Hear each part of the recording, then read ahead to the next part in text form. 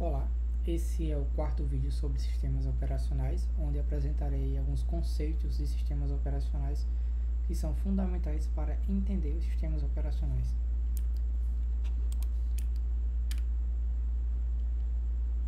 Primeiro, a maioria dos sistemas operacionais fornece esses conceitos, essas abstrações básicas que são essenciais para entender, como é o exemplo de processos, espaços de endereçamento e arquivos.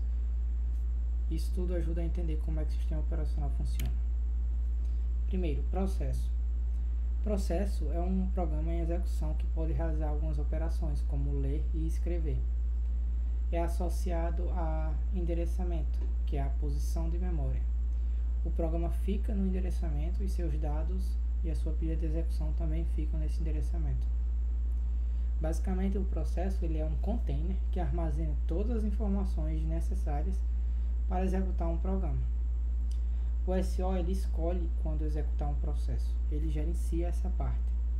Quando um processo é parado, o SO ele pode executar o processo de onde ele parou. Ele armazena os dados para retomar o processo. A tabela de processo armazena os dados relacionados ao processo, ao que acontece naquele processo, naquela execução de um determinado software. Um exemplo de processo e como gerar um processo. Temos um usuário, ele acessa o shell, por exemplo, do Windows, e a partir disso aí, quando ele executa algum comando lá, ele está executando um processo.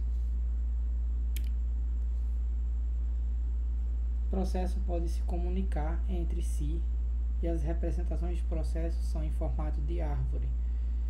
Na figura 1.13 tem um exemplo de uma árvore de processo. Temos o processo A. O processo A ele criou o filho B e C. E o processo B criou 3 filhos, D, E e F. A cada pessoa autorizada a usar um sistema é designado um UID, que é um User Identificator. Isso é feito pelo administrador do sistema. Todo processo iniciado tem o ID da pessoa que iniciou esse processo. Um processo filho, ele tem o mesmo ID que o processo pai. E esses usuários podem ser membros de grupos, cada qual com seu GID, que é Group Identification. Significa que os usuários que iniciam o processo são membros de um grupo. Espaços de endereçamento. Computadores possuem uma memória principal para armazenar os programas que estão em execução. E os sistemas operacionais simples é possível executar apenas um programa por vez. Sistemas operacionais modernos conseguem gerenciar vários programas em execução. Na essência, o sistema operacional cria a abstração de um espaço de endereçamento como o conjunto de endereços ao qual um processo pode se referir. Significa que você executou um processo, o sistema operacional cria uma abstração com os endereços de memória a que esse processo pode consultar, pode realizar alguma atividade ali. Espaço de endereçamento pode ser o espaço que o software pode executar, onde ele está executando. Agora, arquivos. Sistemas de arquivo é onde é permitido manipular arquivos, gravar, ler e alterar e etc. Os sistemas operacionais possuem diretórios para organizar arquivos. A todo instante, cada processo tem um diretório de trabalho. Significa que quando um software está executando, ele tem um diretório onde ele tem informações sobre a execução dele. Antes de fazer qualquer operação em um arquivo, ele deve ser aberto. Significa que se você tem algum arquivo e você quer ler esse arquivo, se você quer escrever, se você quer editar, você vai lá, abre ele e depois realiza as operações. Os sistemas operacionais conseguem montar sistemas de arquivo com o comando mount. Um HD ele pode ser montado no SO para manipular arquivos. Outros dispositivos como CD-ROMs, DVDs e pendrives são armazenamentos que são montados no momento que são conectados ao SO. Por exemplo, você insere um DVD e ele aparece lá para você consultar o conteúdo que tem dele. Nesse momento ocorre a montagem dele e você consegue acessar. Sistemas de arquivos são abstrações para não ter que manipular arquivos a nível de hardware. Acredito que tenha sido na aula 1 que eu citei que os sistemas operacionais eles abstraem essa parte para o usuário não ter que escrever algo em disco diretamente em linguagem de máquina. Isso é a funcionalidade dos sistemas de arquivo. Aqui é um exemplo de um sistema de arquivo para um departamento universitário que tem diretório raiz, que tem professores, alguns nomes de professores, artigos que publicaram, bolsas que estão relacionados, comitês, cursos, também tem estudantes e por aí segue. Processos podem mudar diretório de trabalho fazendo chamadas para o sistema operacional. Significa que se um processo começou a executar em um determinado diretório, ele consegue mudar isso solicitando ao sistema operacional. Discos podem ser agregados ao SO. É o caso daquelas inserções de DVD, pendrive e etc. Sistemas de arquivos são montados em diretórios vazios.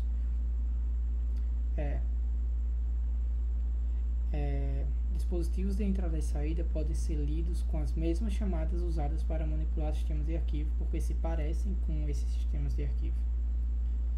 Pipe, ele é um pseudo-arquivo que conecta dois processos e escreve um processo como se fosse um arquivo de saída. Basicamente, você tem dois processos que estão em execução, esses processos se conectam e a partir disso formam um arquivo de saída. Um pouco sobre a entrada e saída. São dispositivos como teclado, monitores e impressoras. O sistema operacional ele gerencia esse dispositivo. Todo SO tem um subsistema de dispositivos de entrada e saída para gerenciar a entrada e saída que ocorre.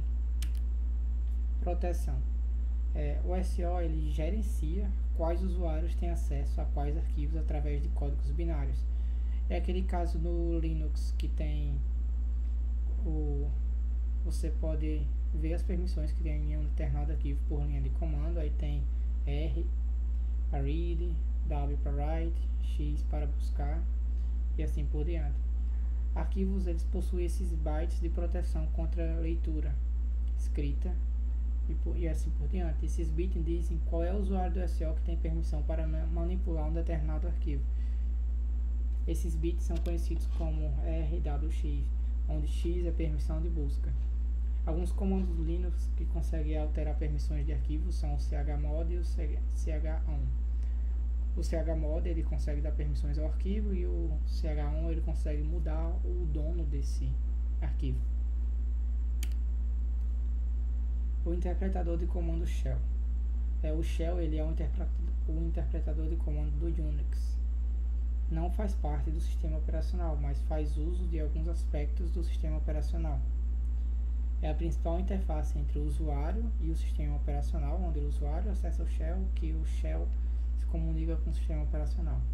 Há vários tipos de shell. Há exemplos, os mais famosos são o sh e o bash. Os comandos executados no shell são processos filhos, ou seja, o shell ele é um processo e ele cria processos. O GUI executa em cima do sistema operacional, assim como o shell, o GUI sendo a interface gráfica. Aqui é um trecho que eu retirei do livro, que tem o comando cat, recebe file 1, 2 e 3 e realiza uma ação. Invoca o programa cat para concatenar 3 arquivos e enviar a saída para que o sort organize todas as linhas em ordem alfabética. A saída de sort é redirecionada para o arquivo devlp, tipicamente a impressora. A ontogenia e recapitula a filogenia. Basicamente quer dizer o desenvolvimento de um embrião, que é a ontogenia, repete, isto é, recapitula a filogenia, que é a evolução da espécie. Aí diz que um processo semelhante acontece com computadores modernos.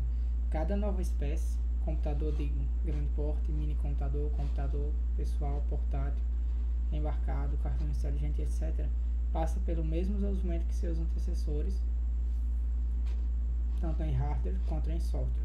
Significa que quando o computador surge, ele recapitula a ontogenia, passa por todos os processos de desenvolvimento de um computador antigo, por exemplo, e ele recapitula a evolução.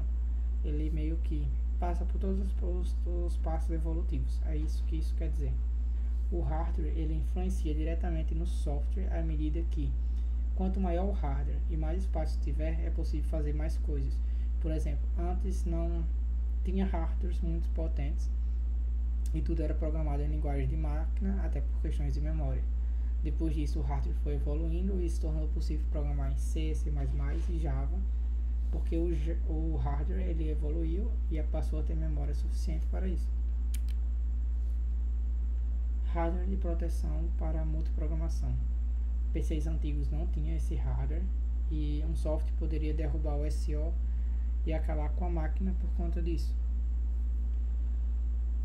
Monoprogramação é um programa instalado por vez no hardware, no SO, digamos. Discos HAMAC foi o primeiro disco rígido e foi construído pela IBM. Memória virtual. A memória virtual proporciona a capacidade de executar programas maiores do que a memória física da máquina, rapidamente movendo pedaços entre a memória RAM e o disco. Os Multics foi o primeiro sistema a permitir isso. Significa que eu tenho um software que está executando e parte desse software consegue ser enviado pelo disco. A memória RAM realiza esse papel e esse software fica executando no disco, permitindo sim uma execução que precisa mais memória executada de forma mais eficiente. E isso de memória virtual é usado em Linux e Windows. As referências dessa apresentação estão nos sistemas operacionais modernos de Andrew S. Tanenbaum. Até mais.